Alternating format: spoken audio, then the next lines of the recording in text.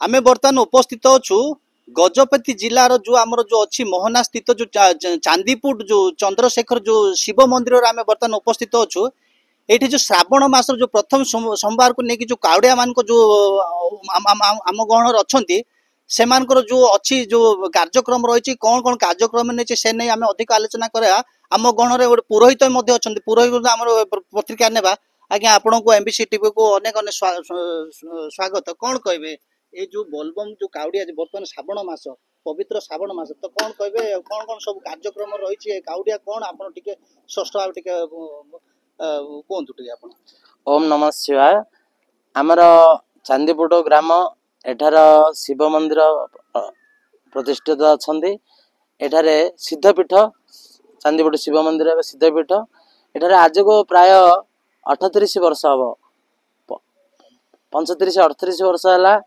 एमती श्रावण मसरे प्रत्येक बोल भाई माने बोम भाई माने समस्ते मानसिक रखी था से आसी श्रावण मसरे मास मास पूरा मास पाइले से संकल्प नहीं आ पालन करी तार बहुत निष्ठा अच्छी बहुत निष्ठार सह रही पालन करती।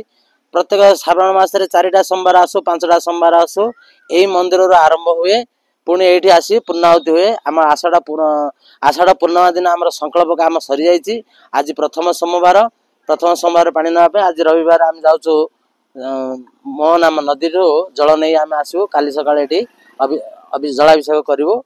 किंतु माने कहवाक गले अति सुख कथा जे बहुत लोक बहुत भक्त मान मनस्कामना पूर्ण होगा हेतु आउ बोलबम संस्थाटा चली आउ सब चली रहा।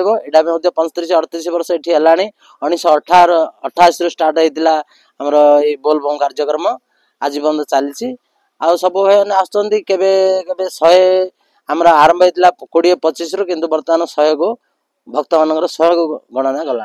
बर्तमान केते जण कावड़िया भाई माने केते जण कावड़िया माने बर्तमान अछंती बर्तमान आपण कहियारे बर्तमान आमर नेक्स्ट पाली के माने आसंता सोमवार कोन होई पारे किंतु ए पाली आमर 80 कावड़िया भाई अछंती। जहाँ आप शुणी पारे जो आम जो पुरोहित से प्रतिक्रिया दौले बर्तमान 80 जन कावड़िया भाई माने से जो मनस्कामना नहीं कि बाहर आम गण में गोटे कावड़िया भाई अच्छा प्रतिक्रिया ने आज्ञा आप परिचयटा दिखाँ आज्ञा कौन कहे आप नाम शुक्ल कृष्ण मंडल कौन कहे आप गोटे मनस्कामना गोटे पूर्ण नहीं आप बाहर कौन सब। हाँ मनस्कामना मो प्राय 12-13 वर्ष है आसुची जहाँ मनस्कामना करा पूर्ण होची।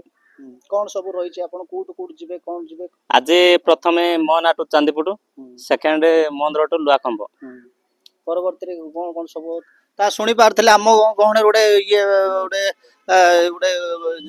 महिला भी अच्छा प्रत्येक कौन आप कौन मनस्कामना नहीं कि आप आम मो विश्वास अच्छे विश्वास नहीं कि आम आसु जहाँ भी मनस्कामना करूँ पूरण होची से जहाँ शुणी पारे आप प्रतिक्रिया दौले आम गण गोटे आउ कावड़िया भाई प्रतिक्रिया नेबा कौन कहे भाई आप विभिन्न प्रकार ये सजसजे आप प्रस्तुत आसती कौन कहे से प्रथम एमबीसी को धन्यवाद देवी जी कि आमर एत बड़ कार्यक्रम आम शास्त्र अनुसार रथ यात्रा पर हरिशयन एकादशी हुए। हरिशयन एकादशी पर जो 4 मासरे समस्त हिंदू शास्त्र अनुसार समस्त देवादेवी माने शयन जाती ए समय महादेव मध्य शयन जाती से विश्वास अच्छी समस्त रोग शोक सब मोहमाया त्यागकारी से भोलेनाथ पाखक जाई तांको जलाभिषेक कले समस्त रिष्ट खंडन होगा सहित समस्त पापर मुक्ति हो समस्त मनोवांछा पूर्ण हुए बोली विश्वास रही।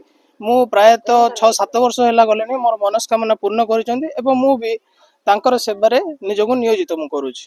आपण गल्ला कोन साथरी कोन कोन नै कि जिबे आप वर्तमान आमे भगवानंकर माने स्थिर मन हिसाब रे कावड़िया हिसाब रे आमे तांको सहित ढाल तापरे नैवेद्य नडिया सेठी अभिषेक करू। अभिषेक करबा सह ता सहित पानी आमे नै के आनी शिवंक माथारे अभिषेक करू। आसंता काली कोन कोड कार्यक्रम रही आसंता काली हिसाब रे जेहेतु आमर आज हम सेठी नदी रे जाई कि आमे सेठी स्नान करू। स्नान करला परे पैता धारण करू। पैता धारण करला परे बालुंगा लिंग पूजा करला परे जल आनिकिना सेठी आमर सब प्रकार विभिन्न नित्यकर्म सारिकी पैता धारण करू। पैता धारण करला परे जल नेकी आसिकी काली जेहेतु सोमवार पवित्र सोमवार हिसाब रे काली के जलाभिषेक करू शिवंक मथारे।